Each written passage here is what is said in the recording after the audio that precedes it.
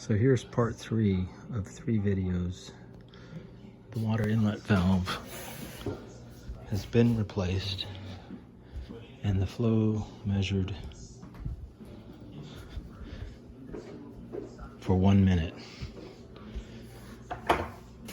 The regular water supply line disconnected from the inlet valve in my house got about 3.25 gallons for 1 minute being on.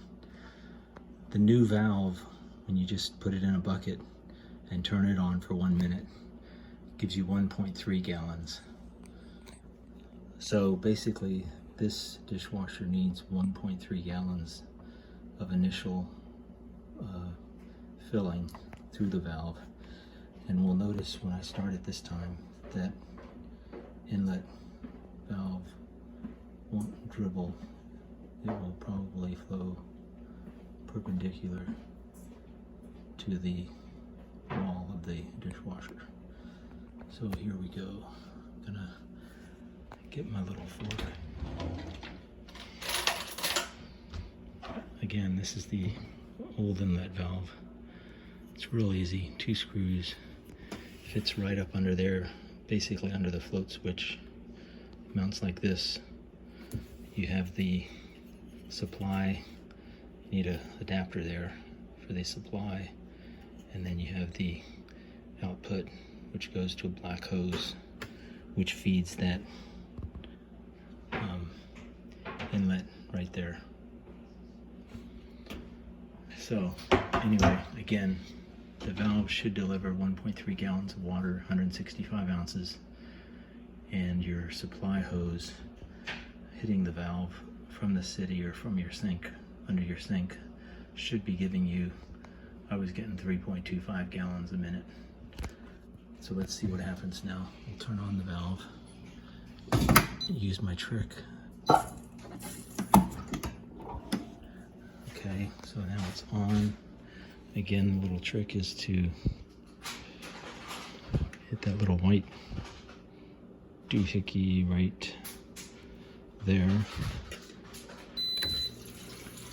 See how much better that's flowing. It's not coming straight out, but it's a lot more flow. So much flow that I might even get the overflow valve to activate instead of it just being timed.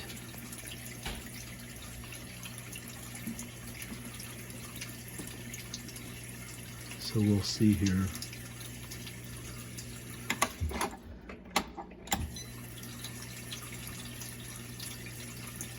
Definitely higher flow, and it's already coming up to the elements. So you can see it's probably going to cause the overflow valve to kick in, the float right there. This is probably about 1.3 gallons right there. Oops, forgot to get my pan. Basically, you can see the level you want is right almost to the top of those slits.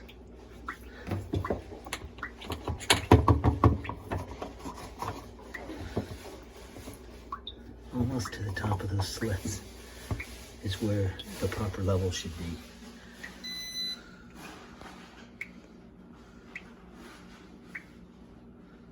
So you can see that the jet is horizontal now.